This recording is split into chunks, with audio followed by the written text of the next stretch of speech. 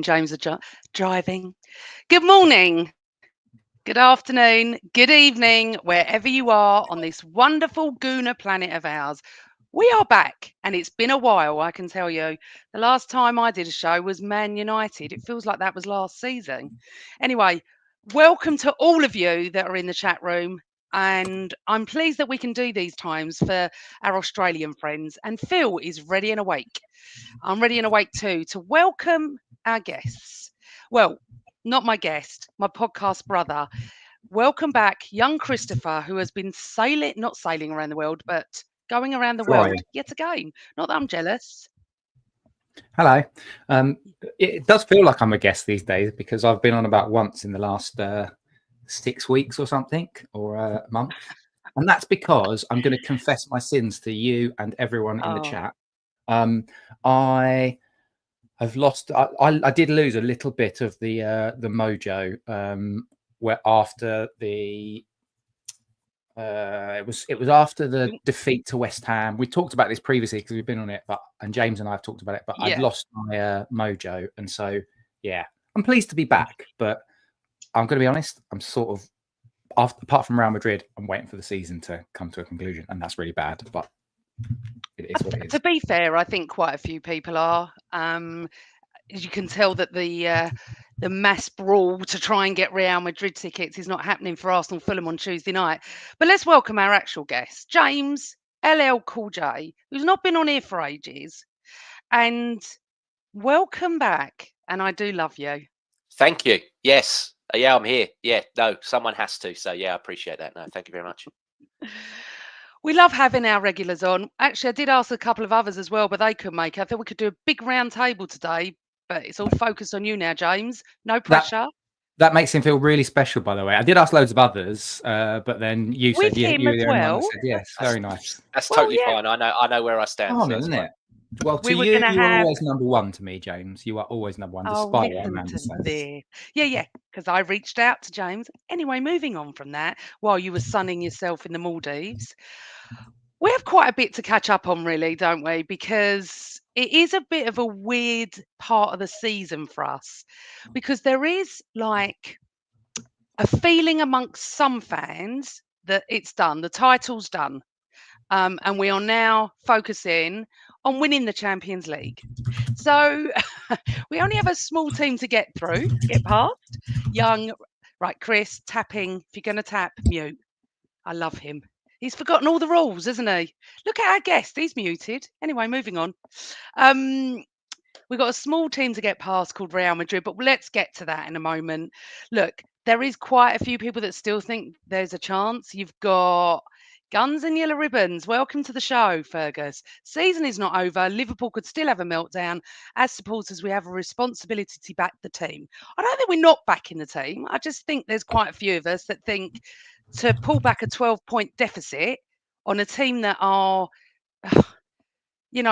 all the luck in the world, no injuries, what can you do? It is what it is this season. But it is weird, isn't it? Because the season isn't over by far. I mean, Real Madrid, come on. What is that, Wednesday week? So let's just go back a bit. Let's just talk a bit about where our players have been and what's been going on. So I'm not a self-confessed England match watcher. But when I found out that Lewis-Skelly was playing, I did have a look now and again. And James, I'm just going to come to you because I'm not sure Chris has seen it, but I don't know if you've seen Skelly's goal. But how proud did you feel?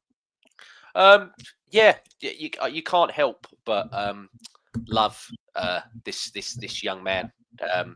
He's been arguably our breakthrough player. I know obviously Nwaneri gets more of the praise, but if you really look at it in terms of someone that's come in and solidified himself as a first team player, he's been fantastic. I mean, let's get it right. We spent nearly 33 to 35 million, I believe, on a defender this season that had a fantastic Euros. From every corner of the world, we're being told that we've signed one of these premium defenders. Real Madrid were after this guy. All the other big clubs are after this guy. Well, this kid who is a midfielder by trade has come in and started playing left back and is arguably 10 times better than this new player in Calafiori. And he has solidified. For me, he is our left back going forward. I know that eventually people want to see him progress into the middle. I think don't move him. Where he is at the moment, he's looking like one of our best players. So I personally wouldn't move him. But yeah, the goal was fantastic. The ball from Bellingham, really, really nice into him. And yeah, he took it so well. And to get man of the match as well is fantastic. And when he had the picture and he's got the beaming smile, as much as I was proud, Amanda, I did think, do you know what? All these journalists that were calling him, like a scum and whatever for that thing at Wolves, and then everything else they've named, called him and said about him. And then when he arrives at the England camp, just like doing something with his hand or waving or whatever, and they're like, oh, that's gang related. I'm like, just admit you don't like seeing black people doing well. I'm like, that it'd be much easier if you just outwardly said what you really, because the connotations are there. So I'm like, why are you skirting around it? Like, we all know what you really want to say. So just say it so that we know that not to interact or deal with these rags that these people write for or be in. So it's just ridiculous, because I'm like, again, I've seen it before with other black players for England. I've seen this long before Myles Lewis-Skelly. I saw it with Saka, Rashford, Sancho, even before then, Sterling. I've seen it with other players before that even. Heskey. James, I'm just going to interrupt you a sec. Chris, Yeah, could sure. you mute your mic, because there's so much sound coming from your tapping. Yeah. I'm not tapping. No, you are. I can. No, I wasn't. Just mute your mic a sec. Let's see what happens. No, it's not muted. Oh, yeah, that's great. Right, carry on, James. Sorry. Yeah, no, I as much as I was proud, I just was like, do you know what? Stick that up your ass to some of these individuals that have gone after this young man, because he's a remarkable player. And much like most of the young players that are coming through at Arsenal now, they're remarkable men as well. When they're interviewed and what have you, you can see that there's clearly something that's going on, not just at the club from a football standpoint, but how they speak and how they relate as well, which is something that I've got to credit Saka and the rest of the academy for doing, because I know that's probably as much pressure as it is to go on the pitch. I know a lot of people probably don't like public speaking or whatever. They don't have that demeanor where they feel confident enough to maybe speak in public, but they're definitely doing something there, not only to boost them as players, but also to boost them as men. And that comes from their parents as well. You can see with his mother how great, I was going to mention his mum. Yeah. And the thing is, I mean, I make you right virtually on everything. But what I did notice that to that again, what I did notice was once he had scored, a lot of rival fans did come out in support and say, why is he not liked? I was watching quite a few arguments going on with people saying, oh, because he thinks he's this, he's that. At the end of the day, Haaland told him, who are you? Yeah. Now, if you're a young 18-year-old, I don't actually, is he 18, 17? Whatever age he is, like teenagers, they're not going to have that. They're not going to take that. Older guy, maybe at 25, 26, will just go away, Haaland. He's not going to do that. He's got that hormonal rush. He's playing in the first team. I don't have an issue with it. And I will say this now, and I mean this. If that was a young kid playing at Tottenham and he scored like that for England, I'd be like, oh, blimey, Tottenham have got a bloody good player here. Jesus, I would be so pissed off that they had such a great player coming through their academy. Anyone, Liverpool, City, anyone, I'd be going, wow, what a talent. Yet when it comes to him, Chris, a young kid at Arsenal that's come through, that has got a little bit of, not cockiness, he's just confident. Because as you notice, they're not going after Waneri, are they?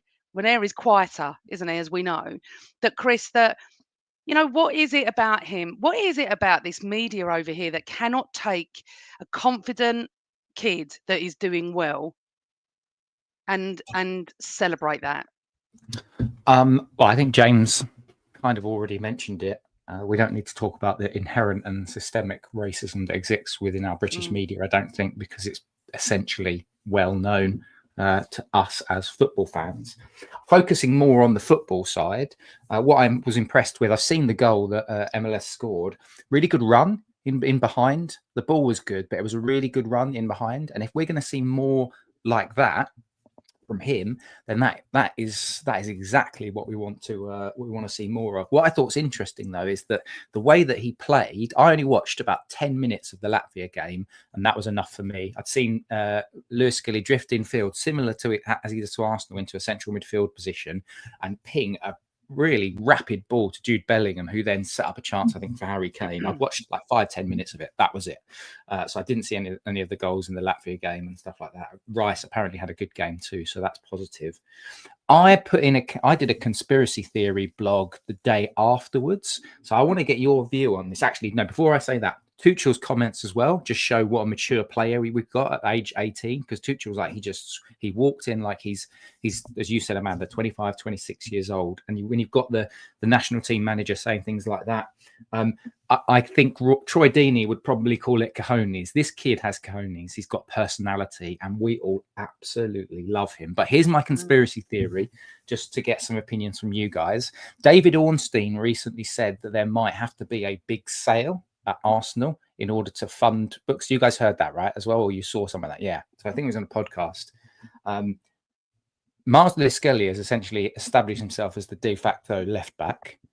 Calafiori was bought, and he's obviously the future. Now I've got questions over his long-term fitness, but Calafiori, lots of people say, is probably better suited to a centre-half role. That leaves a big conspiracy-shaped question around an exit, given that a certain Brazilian of ours, who we all love, and I'm not saying I want this, I would definitely not want this, because I think he's been our best defender this season and probably last season as well. But given that he had his head turned beginning of last season, and given that Saudi money may not go away, and given that they could drop 120 million pound on Arsenal's laps, what do you guys think about a conspiracy theory where we might all be a bit sad this summer because of an exit, because Myles Lewis-Skelly is effectively established? We found a left back that we didn't know we had. I'm going to stop there. I think Carl saying what he just said, what Guns and Ribbons have just said. I think I don't want this, by the way, guys. Can I just No, reiterate? I don't even want you to put it in the universe. Don't put it out there. No, I don't think so. I think Gabriel seems very happy here and settled. I follow his fiance girlfriend on Instagram, so I get to see her life with him and stuff like that. He looks happy. They've got a child here. I think he loves Saliba. I think he loves the club. I think he loves us. So I'm hoping that he's far too young to even consider going abroad just to get in the dosh. James, what do you think? For me, if that's going to happen, Calafiori's got to become some player, because the level that he is at the moment, I am not even chucking him in as centre back, because I don't trust, like you said, Chris, I don't trust his fitness, but also, and I'll go and say this as the world's palest Italian, we've bought the only Italian that can't defend. So unless he's That's really harsh. Chris, I know what he means, though. I know what he means. But to be fair, Gabriel, when we first signed him, had instances where you were like, what are you doing? You look well off the... So I'm willing to see what he can be like next season. And hopefully he improves, not just in his fitness, but in his defending. Because at the moment, that guy, I wouldn't say he's a liability, but he's definitely a risk. He's definitely a risk, because people target him and isolate him in 1v1s, and he gets caught 9 times out of 10, and he doesn't recover very well either. So he's got, if that's going to happen, he needs to step up big time. Or if we're going to sell Gabriel, which I'm saying I don't want to, before anybody starts, I don't want to. And I'm with you, Amanda. I don't think this is somebody that's looking for generational wealth this early. He doesn't come across as someone like that. But if that's the case, then Arsenal in the summer need to break the bank and sign Dean Huijsen from Bournemouth, because that guy is a generational talent. And next to Saliba, we would still have arguably one of the best partnerships in the Premier League. You need to go buy Dean Huijsen. If you're selling Gabriel, you need to buy Dean Huijsen from Bournemouth before Real Madrid, a Liverpool, a Bayern Munich, a PSG, someone of that ilk does, because that is the next guy for me in terms of centre-back that you could replace Gabriel with, and the team wouldn't drop off. Anyone else, we're going to drop off, and we can't afford that. I love a bit of Huijsen, especially with some of that duck sauce. Beautiful. A little bit of cucumber as well. Wonderful stuff. No, let's not talk about that. That was not on my agenda today to even consider that. However, Calafiori does slightly worry me defending. I like him going forward much more. A little bit like Zinchenko, to be honest. I think we start to change these two players into putting them into the midfield and the wings, because Skelly definitely for me is first choice. I mean, who would have said this 6 months ago? It's bizarre how amazing he's come on. And we're all proud of him. And of course, we're super biased because he's an Arsenal player coming through Hal End as well. I think he's a very honest kid. I think he just wears his heart on his sleeve. He loves football. He has got a wonderful mum, wonderful family as well. And there's a lot of things he does do outside of football that is lovely as well. And you know what? Haters are going to hate. And I really hope that in time to come, people just turn their minds off the racism part of it and look at who he is and what he's bringing, because we love him, we're protecting him. And I hope the media do too. But we've seen this with Saka over the years. And anyway, and I will get to Saka shortly as well. So well done, Lewis-Skelly. We're proud of you. And we're looking forward to seeing you on Tuesday evening at the Emirates. Just going back, I mean, it would be very remiss of me not to speak about the Arsenal women. It's not, I will hold my hands up. I don't watch it very often. I don't have time. The last 4 months of my life have been consumed by work, which all culminates Monday evening in the property industry. So I will be back podcasting a lot more. But you know what? What a turnaround for these girls to lose 2-0 away against Real Madrid women, to bring it back to the Emirates and to beat them 3-0 to end up in the semi-final of the Champions League. They were phenomenal.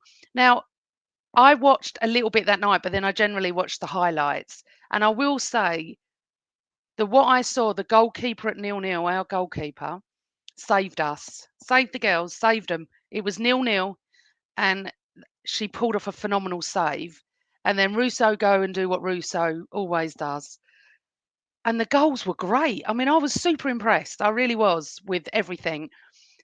And I know you two don't watch women's football, and that's absolutely fine. And nor do I generally. And I would never sit here and go, I'm the biggest. I just don't have that time. But what I did see was brilliant. And we're all proud of you. And go and get into the Champions League final like the boys are going to do. I'm putting it out into the universe that I said the only thing I've never seen us win, and I was in the Stade de France that night when we lost to Barcelona, was the Champions League. So I'll let Liverpool win the league. I've got no issue with that. We're going for the Champions League.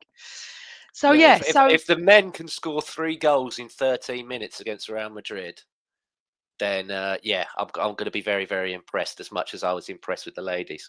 So yeah, big ups to them. Well played. Really good. Keep going, because it's growing, and you can see in the stadium. I think it was a record attendance for a Champions League quarter-final in this country. So yeah, just keep it going, keep the momentum moving forward, because that side of the game's growing, and this team looks like it's growing. Got rid of the previous manager, put the new one in, and she's doing wonders. So yeah, fair play. Yeah, Chris, anything to add?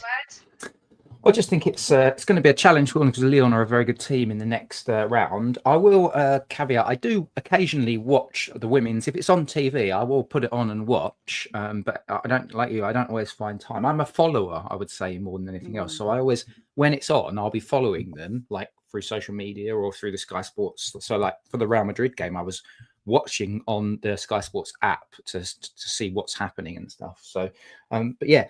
The hope is that they then go on, they can inspire the men. I mean, it's quite fortuitous that we've got them at the same period that we've got both Arsenal ladies and men have got Real Madrid at the same period of the same competition. Let's hope for the same sort of result. Although I'd rather not do the winning 3-0. Well, actually, yeah, winning 3-0 at home and then losing 2-0. I think all of our hearts, if we went to the Bernabeu with the men and we ended up conceding 2 goals, that whenever it was last minutes or whatever it was, would be quite terrifying, I think, particularly with the firepower that they've got. I think the difference as well, though, is that I think everyone would agree, even those that watch the ladies' football more regularly, Real Madrid are not the entity in women's football that they are in men's football.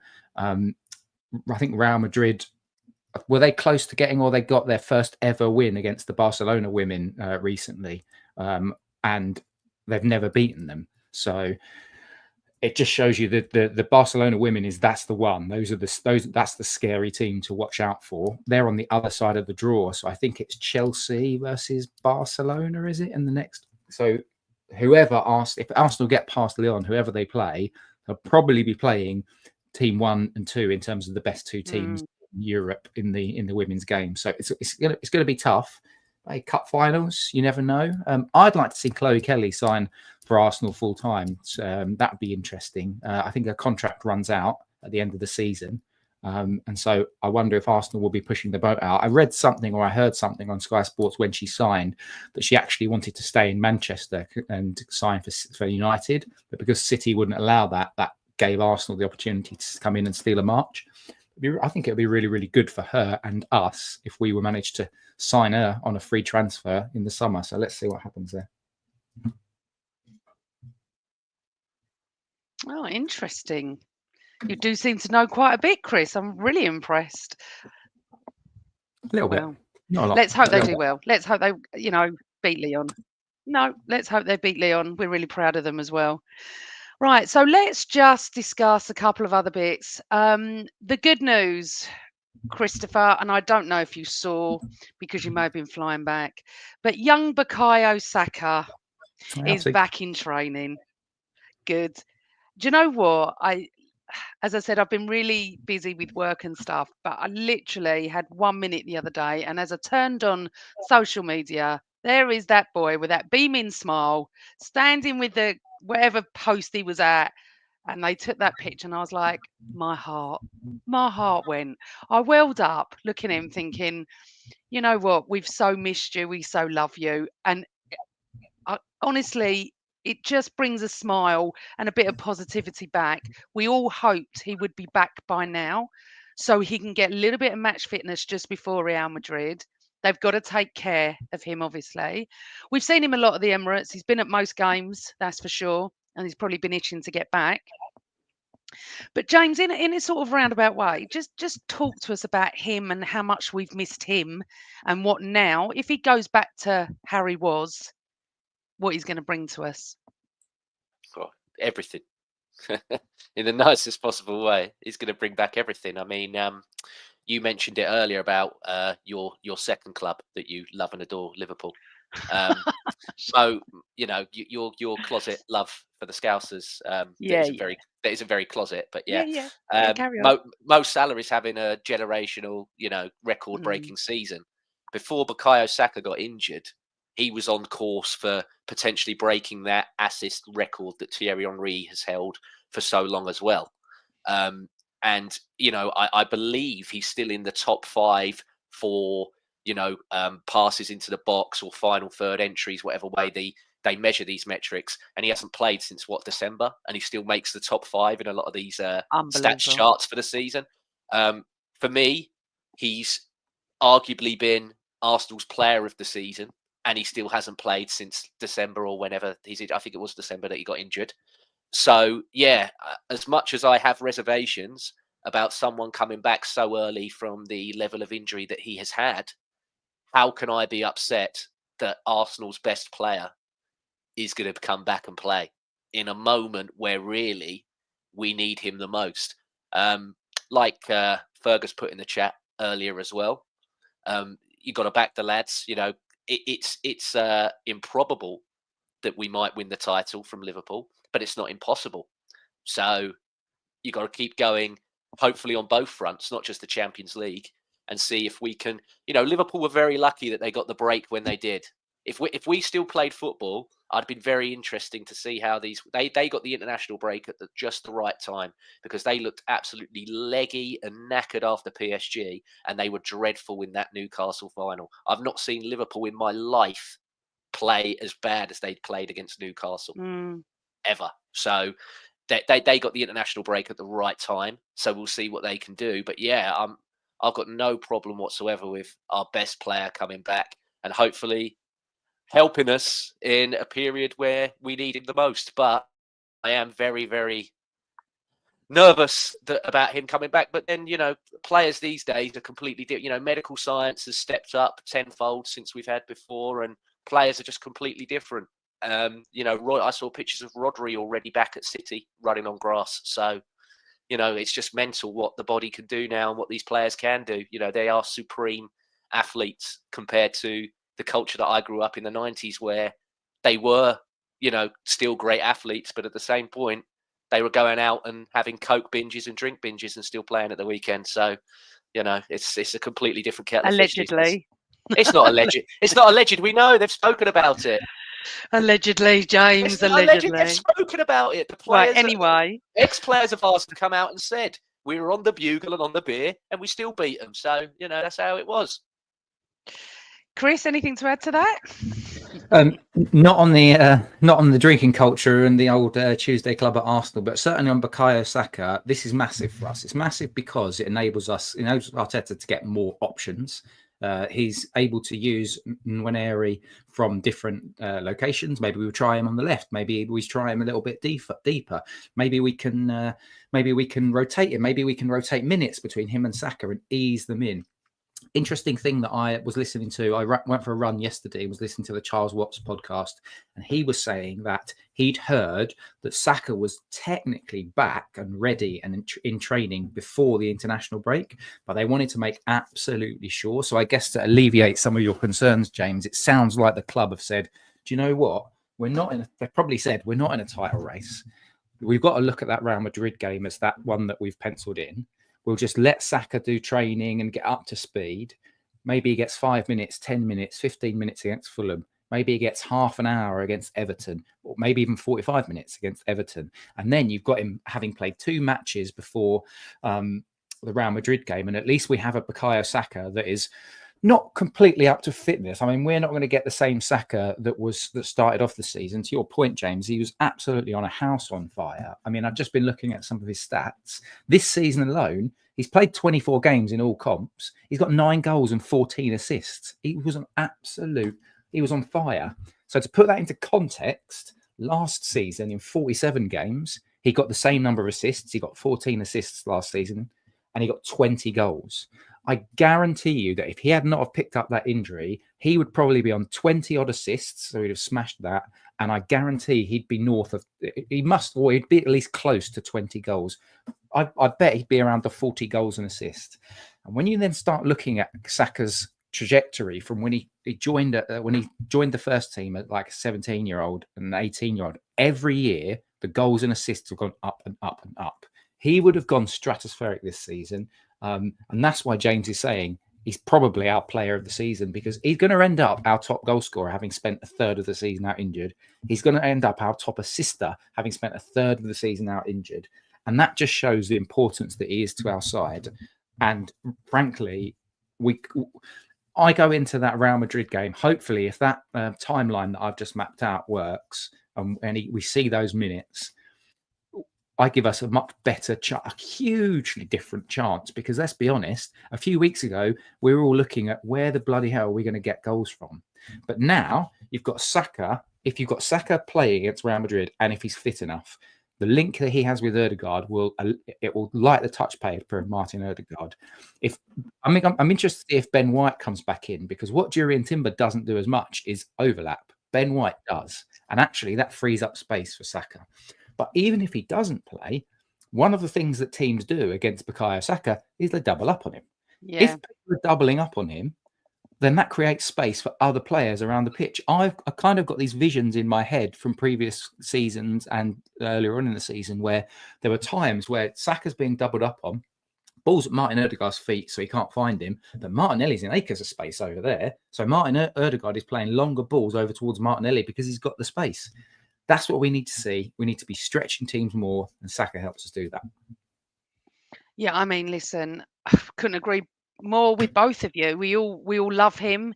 You know, if it's right and what Fergus is saying, and he's played a game, and I just, when sometimes people come back from injury and they're just not the same, you just pray, don't you, that he's 99% of what he was.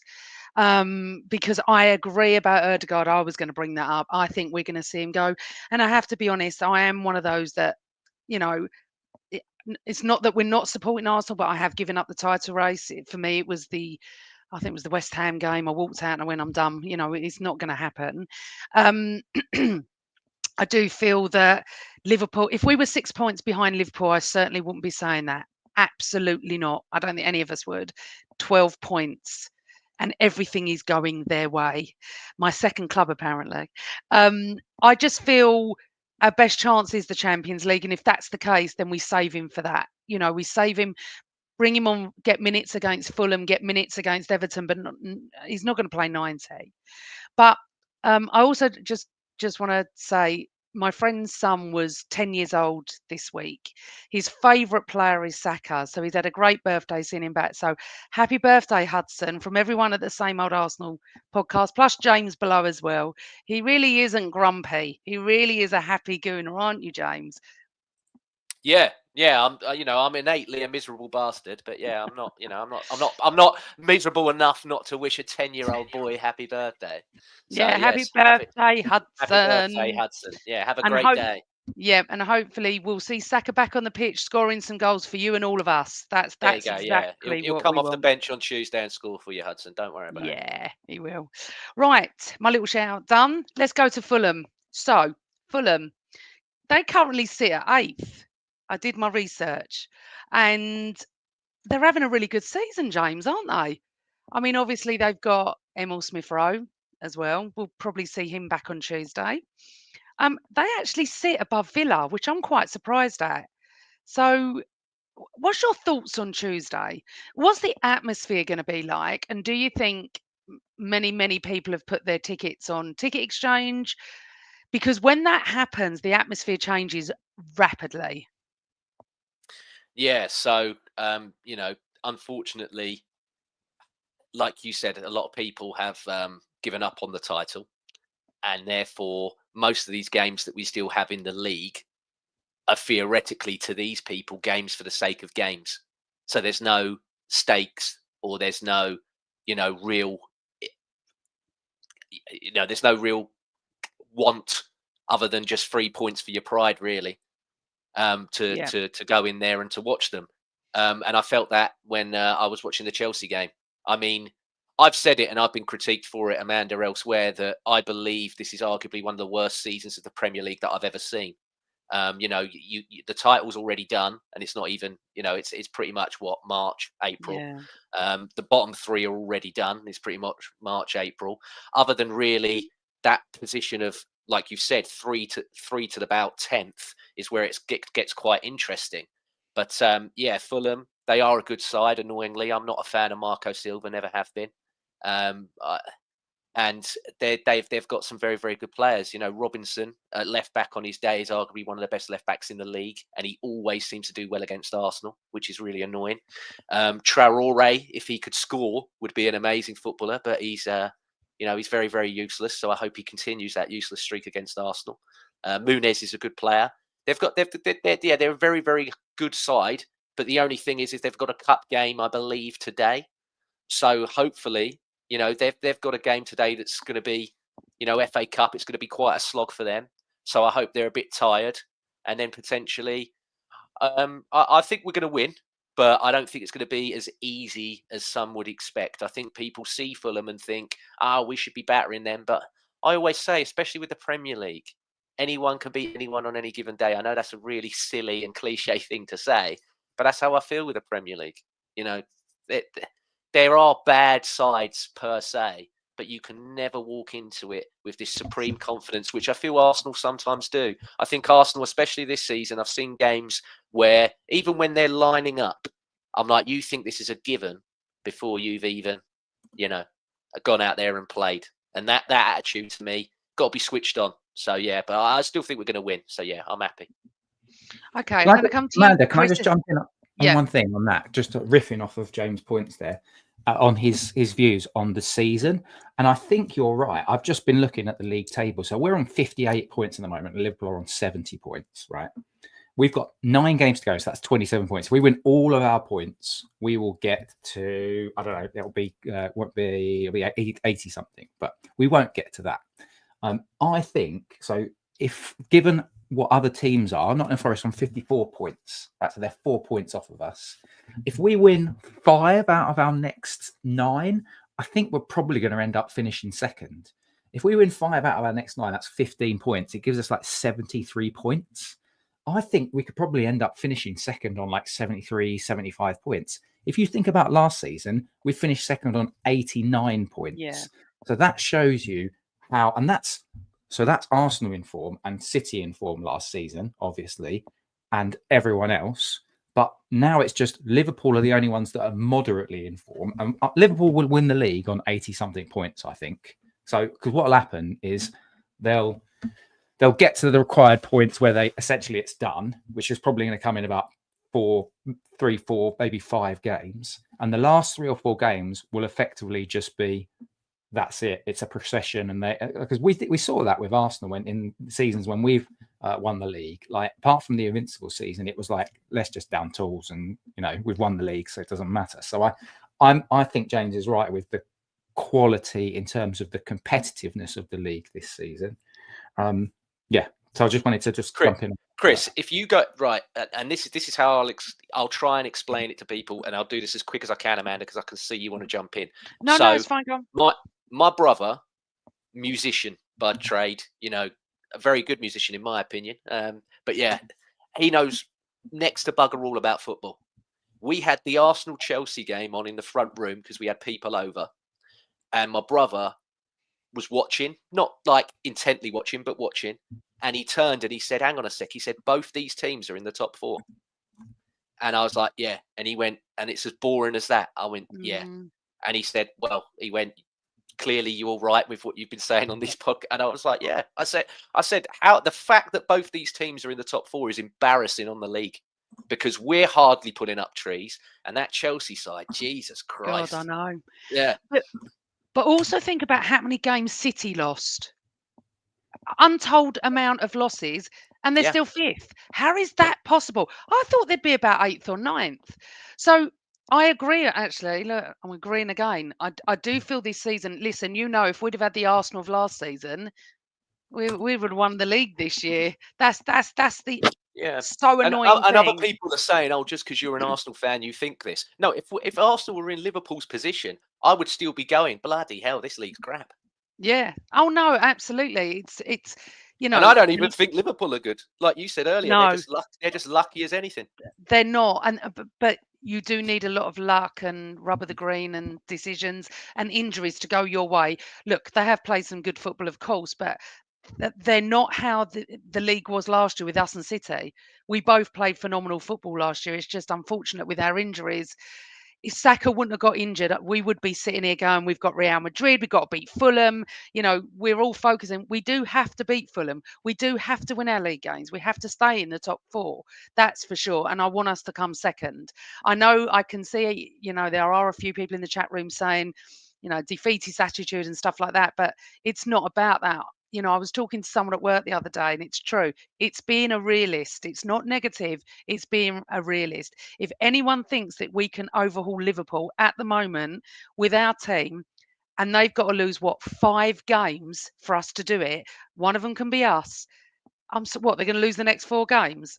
I can't see it. However, they do play Everton on Wednesday night, and that will be the last Merseyside derby at Goodison Park. We then go and play Everton on Saturday. Again, our last game at Goodison Park as well. I do appreciate that Everton could get a point, could even win it on Wednesday night. It's going to be so like, how can I put this? Like, they're going to be on such a high, Everton. They're going to want to win the last Merseyside game at Goodison Park. There is no doubt about that. It can. Oh, is it Anfield? Oh, I got that wrong then. They're still going to want to beat Liverpool. Let me just go back. Sorry, it's my fault. They're still going to want to beat Liverpool anyway. They drew, didn't they? What's his name? Scored that screamer at the last one. Yeah. Yeah. So as I said, they were hyped. Well, I actually said it before Didn't even realise they played them. Forgot. Yeah, they did. So they're going to want to beat Liverpool because they don't want Liverpool winning the league, and they're desperate for us to have any chance of it towards the end. But and football is a funny old game, and I've not mentioned it for a long time. But I thought like this in 1989 we had no bloody chance. So what do I know? Who knows? Let's just see what happens. At the end of the day, we got to beat Fulham. So let's just do a couple of predictions for Fulham at home, James and Chris. So Chris, what's your prediction? 2-0 Arsenal. James? I'm going to go for a very nervy 2-1. Yeah, I've gone 2-1. I think it's going to be 2-1. I think they're going to score first. Oh, I hope not. Yeah, I know we're not very good when they score first. I don't But like you know the what? stress. Do you think if people know Saka's on the bench, it's going to make a difference to the ground? I don't think people outside of Arsenal appreciate how much we are obsessed with Bukayo Saka. I really don't I think think they they get know. it. I think they do know. Do you know what? I don't. They may. I don't know if they know, but I don't think they realise what he brings because awesome. So, guys, Fulham, we've all gone for a win. As I just alluded to a few minutes later, we are at Goodison Park for our last game at Goodison Park on Saturday. I think it's a 12:30 kickoff, which I hate. I absolutely hate. So, James, bearing in mind we're going to have Madrid 4 days later. What do you think he's going to do on Saturday? I need to see how that Fulham game goes. Yeah. I need to know who comes out of if everyone comes out of Fulham unscathed, then I would slightly rotate certain players for that Real Madrid game. But I need to know what happens in that Fulham game, I'm afraid. I know that's a bit of a cop-out answer, and that isn't good for the chat or the flow of this podcast. But yeah, I need to see who comes out against Fulham on Tuesday, and who's fit and who's healthy and who's firing. And then, I'll probably swap it, because there's some in there that at the moment that for me, if we can rest them, great, get it done, because obviously the Real Madrid game is quote unquote more important. But also there's a lot of players in that Arsenal team at the moment that I don't feel deserve to play against Real Madrid as well. So, interesting. I'll leave that at that. Okay. No, go on. I want to hear. No, I want to hear. Well, I look at Leandro Trossard, and I think he's really dipped in form recently. I don't think he's been anywhere near the level that he should be. I think Martinelli, other than one brilliant cross against Chelsea in his game back that he put into Moreno to hit a volley in the second half, I thought he was quite woeful in that game as well. So I think it was Lynn in the chat earlier put it in there that have Saka on the right and Nwaneri on the left. I'd be all for that. I want to see Saka, Nwaneri and Lewis-Skelly all on the pitch at the same time together. Because you look when he's been at those games, when those games end, even if we've win, loss or whatever, those young players go straight to him and he embraces and hugs them both. And you can see in his face, especially when they were scoring and doing well, you could see in his face that he's like, get me back. Get me back. I want to play with these lads. I want to be on the pitch with these lads. So, yeah, I want to see the trifecta, the magical three. Three's the magic number in the words of De La Soul. I want to see them on the pitch at the same time and see what all three of them can do together. Can I ask a quick question to James as well? This is a good one from Ryan at Mr. Arsenal podcast. Do you think that he's tapped out and Saudi's coming in the summer? So, yeah, obviously we saw the goal at Aston Villa, which was and the interview afterwards where he pretty much, you could see he was throwing a strop at the fact that he didn't start. He's come in, started starting due to all these injuries, started scoring, started looking, was it the PSV away with the lob that he did after the Calafiori part? It was a fantastic goal. Yeah. And then his head's gone completely down again. And it's just like, well, you've been given what you wanted. You wanted to start. Now you're starting. And, there's times for me with Trossard, and this is a guy, by the way, that I wanted us to sign. I was screaming for years about wanting Trossard. And he just at times for me looks like he plays for himself and not the team, Chris. And I've had this with Gabriel Jesus as well. I'm like, you're trying to do too much You know, you're not looking at what the better option is because you're thinking about something for yourself. And we can't afford to have players like that. The way at the moment where we're not scoring, you can't be playing as an individual for me. You've got to play as a collective. That's why I still don't mind Moreno being up front. You know, I've got people saying to me, why do you keep, you know, when you do your predicted lineups, why is Moreno still up front? I'm like, well, give me a better option. Yeah. Who at the moment is down the middle and scoring? I'm like, this guy's scoring and assisting. So why would I drop him? You know, he's looking better as an instinctive finisher than Havertz ever has. And he's not even a natural striker. Sorry, James. Can I just say that I think with Trossard, he's a super sub. He always has been. I've never liked him when he starts, ever. That's, and I agree with you. But he believes he's the guy. You know, he's like, I'm not a super sub. I'm the guy. Well, he's not, because he's been given the chance, as you said, yes. and he's not the guy. Yeah. However, I will say about Martinelli, I do feel a little bit unfair because he's just come back from injury. You know, sometimes they're a little bit cautious. Yeah, but the criticisms I have of Martinelli have been there for years, Amanda. When you run and you look at your feet and you don't look up to see what's going on, I've seen this from Martinelli for about 2-3 seasons now. Well, and I wish like, it was. If he's not shook that off from now, he's never going to. And that worries me because I love Martinelli. You know, I know people talking about a big sale and they're saying, oh, Martinelli will get your money, Trossard will get your money. I would rather keep Martinelli and sell Trossard. But if you look at Arteta as well, especially when he's on the bench, the one player he constantly is screaming at and digging out is Gabriel Martinelli, because he sees the same things that I see in that he just doesn't apply himself properly. And also in the reverse fixture at Fulham, if his foot would have been onside, we would have won that game and an extra. Yes. Yeah. And actually that I understand. If I had a choice to keep Martinelli or Trossard, it would be Martinelli. That is for sure. Chris, do you think, you know, with Trossard that it could have been that reason that he got his head turned, and, you know, maybe he thinks he's actually better than he is? Because I think he's actually been pretty poor, and I think he's getting pretty worse every game. And I hate talking about Arsenal players like that, but he's, you know, when you're in it and you need someone to dig you out, he's not doing it, is he? Well, some players are sort of the leading ladies, so to speak, aren't they? They're the stars of the show. They're the the A team. They're the main man, main character energy. Like, you look at someone like Saka, I would probably say when area will get to that. I even probably would say Havertz occasionally has stepped up. Trossard never ever feels like a main character to me. He always feels like a supplementary character. And actually, if you think about our attack as it's been, when area is too young and all of the other options, they're all kind of the secondary characters. They're they're supporting cast members. We don't have any big guys. We don't have any main characters up top to take on the burden and the pressure. I think that's all it is. I think Trossard would operate perfectly fine if he had a Havertz through the centre and then a Saka on the right hand side. But I just think he can't step up and be the main guy. I don't think Martinelli steps up and is the main guy. Nwaneri's too young and Marino's not a centre forward. That's all I think it is.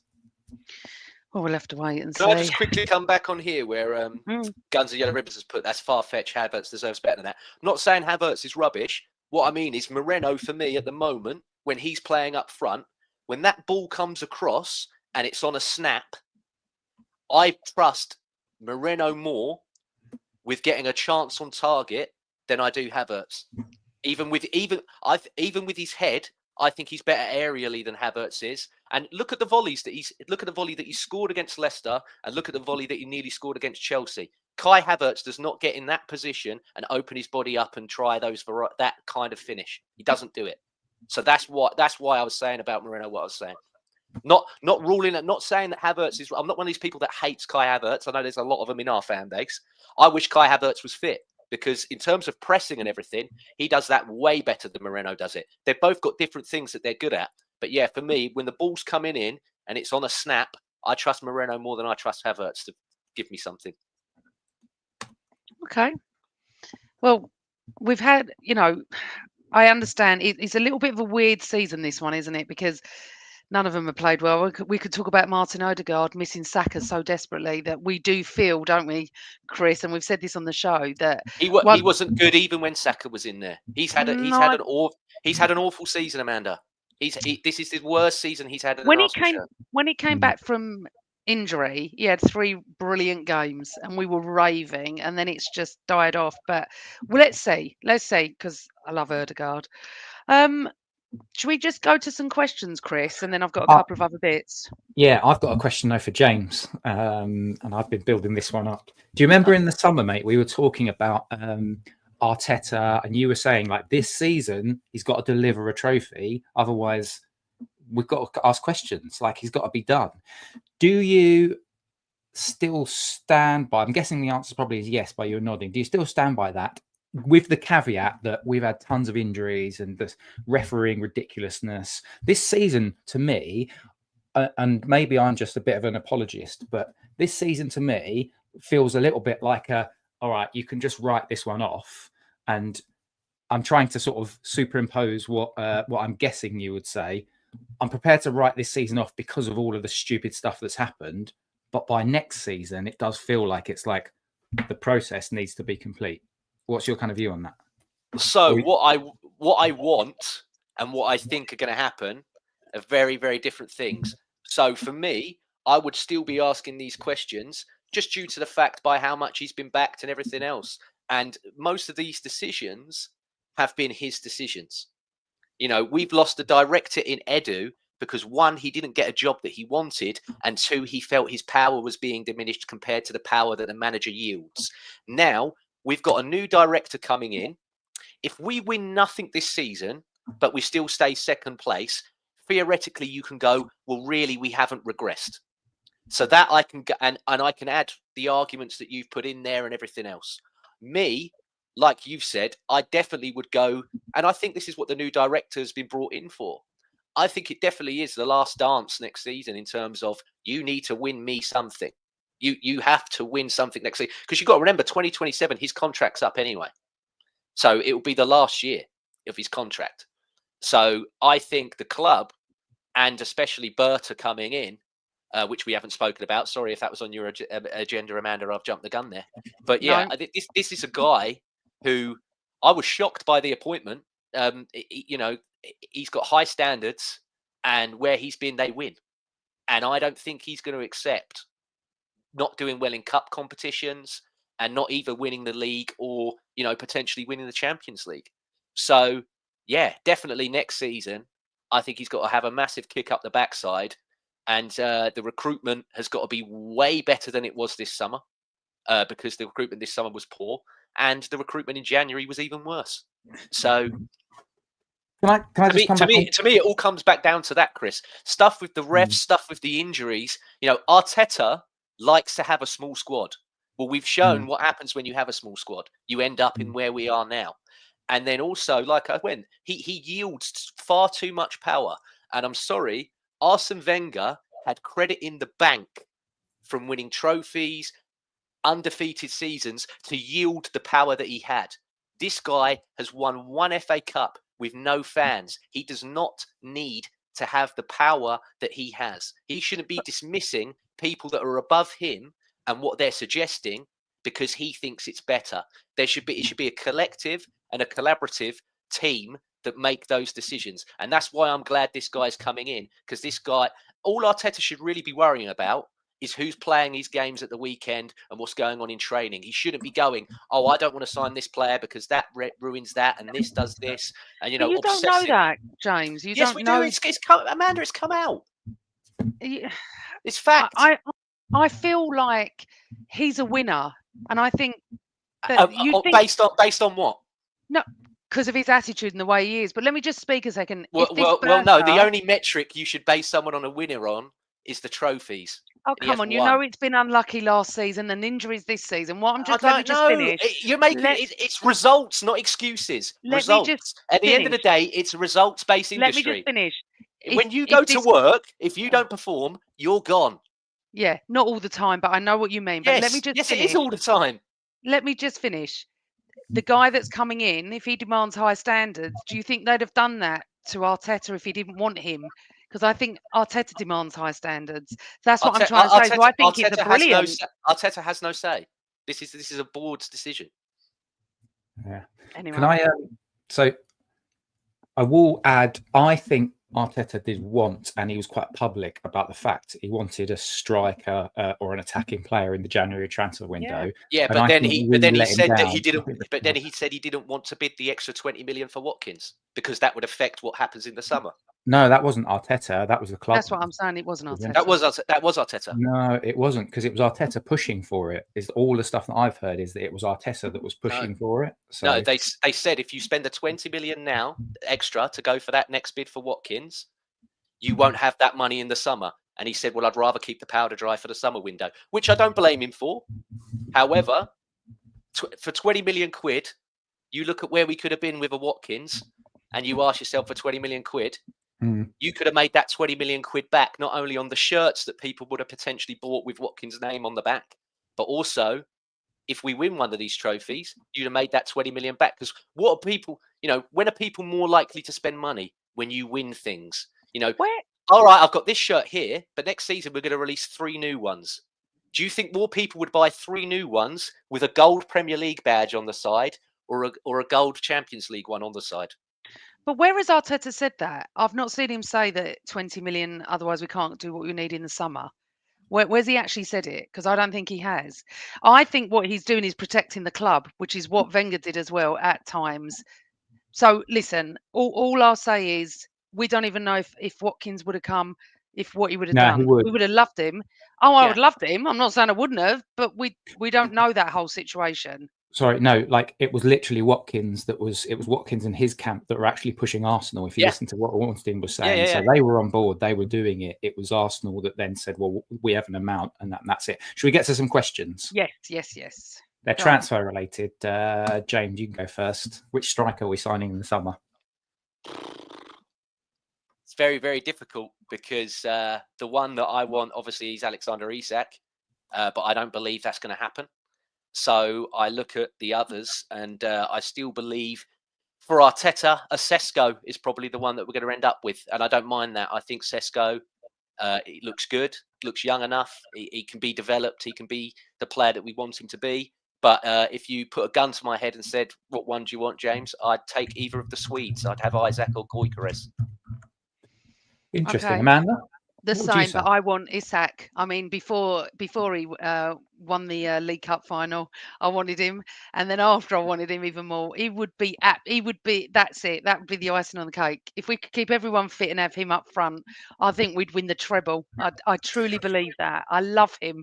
However, I believe, like James, we're not going to get him. So I would not like Isak, and the reason why is purely, you've probably heard me say this on this pod and stuff, it's the injury stuff. I just fear we'd just end up, Isak has missed 9 games this season, 3 separate occasions, groin injury, hamstring injury, and broken toe. Last season, he missed 12 games, 2 groin injuries. The season before that, he missed 18 games with thigh problems. The season before that was 5 games, that was with Sociedad. So he's 25 years old and he's got a history of injuries. I'm a bit of an obsessive when it comes to the injury stuff. Though. Not a lot. Yeah. 5. Well, but that was 4 seasons ago. So he's missed since then 18 games, 12 games, and 9 games. Yeah, this guy misses a quarter of your season. That's just fact. That's what the numbers tell you. And he's 25. That's not going to improve. Like you just need to accept if you're signing him, you are going to miss him for a quarter of each season. And that's why when I see things like 150 million pounds, I look at it and go, ridiculous. Buy yourself a Sesko who doesn't have as bad an injury record, a lot younger, admittedly, who's got a bigger upside. And then I'm a risk mitigation person when it comes to football. So spend 65 million on Sesko and then buy a wide forward. And then you can go and buy another player. And that links to my next bit, which Amanda, you can go because Carl said, describe your perfect transfer window business. Well, to me, that's it. It's part of these ideas of Isak. It's go and buy a Sesko, go and buy another wide forward. Trossard possibly goes. But if you think about if we get a centre forward and a wide forward, Havertz, new centre forward, Saka, Nwaneri, Martinelli, new wide forward, 6 players for those positions. Happy days. Got to replace Jorginho and Partey. Go and buy a Zubimendi. I know people are talking about Real Madrid and stuff, but and this links to that. Which DM would you prefer if we don't sign Zubimendi? Maybe I'll let James go for that. But Amanda, talk about your perfect transfer summer window, and then maybe James do the same, and then also answer the Zubi question. Our Zubi James can do, but I'm just want what we need: someone to put the ball in the back of the bloody net, because we create so much and there's just no one there. I mean, yeah, I know Havertz is injured, but I still think we need someone else. You know me, I don't discuss transfers. I never have for years to come, and he knows what we need. We all know what we need. Every pundit knows what we need. We need a striker. James, to take us home and talk about Zubimendi as well. Yeah, so Zubimendi is a very, very difficult one. And I mean, I've never seen David Ornstein stick to a story so much in that he's definitely coming to Arsenal. You know, I've never seen him be so forthright in that this is definitely a move that's happening. So I'm quite confident that we are going to get Zubimendi. If we don't, it's really, really difficult, because for me, as much as I agree with you all about the attacking players and everything else, just remember, Jorginho and Partey are both leaving. That number 6 position, which Arteta has said is the engine of your team, that to me is going to be a greater need than a centre forward, because we need a number 6. If both of them are going, we definitely need a number 6. Arsenal, in the 30 plus years that I've supported them, through their DNA inherently are always going to score goals. So the need for me is greater in the 6th position due to the 2 that are leaving. So if you don't get Zubimendi, then God knows what we've got to pull something out of the hat, because that's a starting position. You know, I'm not wanting to go into next season with Jorginho or even a kid playing as our defensive midfielder. I want somebody that's either played in this league or played in Europe at the highest level in that 6th position, knows that position inside and out, and can help our team push on to win the trophies that, you know, I'm demanding. So I like Wharton at Crystal Palace, but I don't believe that's going to happen. He will cost a ton of money. That's arguably maybe an 80 to 90 million pound transfer there. So I can't see us doing that, especially when we've done 105 million on Declan Rice, who we now play further than that position that we originally bought him for, which I haven't got a problem with, by the way. I think Declan Rice is actually better in the 8 than he is in the 6. I'm one of the few that actually does believe that. But yeah, for me, perfect transfer business is obviously that number 6. Hopefully it's Zubimendi. A centre forward, a winger, and then a backup goalkeeper. And because Mikel Arteta's got a fetish for them, he'll buy a left back or a defender. Well, it's all. Listen, we're still in March. I'm talking about transfers coming up. I mean, you know, Tierney, Tavares, Zinchenko, potentially, they're all going to go. So he's definitely going to buy a left. He's definitely going to buy a left back or a, you know, left-footed centre back. He always does. He's got, like I said, he's got fetish for goalkeepers and left-sided players. So yeah, he's gonna buy one. He always does. He does. I haven't got a problem with it, because we've always missed you, James. Missed you so much. No, he does. He has a fetish for goalkeepers and left-sided players. That's not a bad thing. We've all got kinks and fetishes, but you know, I'm not going to out him for it. I don't kink shame nobody. So you know. It's interesting though, because I think he's into what he's into. This summer window is going to be the one where I think this is make or break, not last one. For me, it's this one. Oh, look at Phil. What did Phil say? Look at Phil. Shut up. No, we love having James I would like to log on to Twitter and not see you make comments to a woman that's married, Phil. But obviously we don't. We don't live in the real world, Phil. Sorry, mate. This is why I have to keep him under control. Anyway, moving on. I wanted to mention about the 2 options on season tickets. Have you seen this, Chris and James? So I thought it was a good idea at first, until I listened to Tim Payton on a season ticket. On another podcast talking about it, because on one of the options is like what we've got now. You know, you got your 19 or whatever it is, plus I'm on the cup scheme, so I automatically get a ticket. If you do the other option where you just do the 19 tickets and you're not going for the cup scheme, you then can't go for your seat. You have to go for as in the ballot, which I think is really unfair. That's my seat. And if I can't afford to do the automatic cup scheme. So I'm not really impressed with it, Chris, if I'm honest. I think they're just doing it to probably try and gain more money. I don't know. Well, you're not going to want to hear this, but basically simple rules of supply and demand. Since we have got better, the demand for tickets is crazy, and clubs know that they can do that. It's not just Arsenal. All clubs do this sort of stuff. We just have to, unfortunately, sadly, we are now legacy fans, and you just have to accept it. And so that's what I do. I'm fortunate enough that I can afford to do it, and I will do it. But yeah, it doesn't mean I have to like it. But yeah, I don't really have. I'm sad to say this, Amanda. I don't actually too much opinion on it because I've just accepted my fate. That it's just what I'm going to do until a time. Not everyone. At a time as I can't do it anymore, in which case I'll be sad. But that's it. Not everyone can afford it, and I don't like that idea. But anyway, right. Also, just to end on a very light note that you two are not interested in at all, because I've mentioned it at the beginning, off air. There's a new dating show coming out called Love Is in the Air, and I saw it last night. And I actually thought it was a joke. I actually thought it was a joke, Chris. I did. I thought to myself, this can't be real, but they are. So sign up for it. If you're a single Gooner girl and a single Gooner guy, yeah, you could be like taken to a match and it's going to be brilliant. I can't wait. This is so me. If I was single, I'd be on this show, I tell you.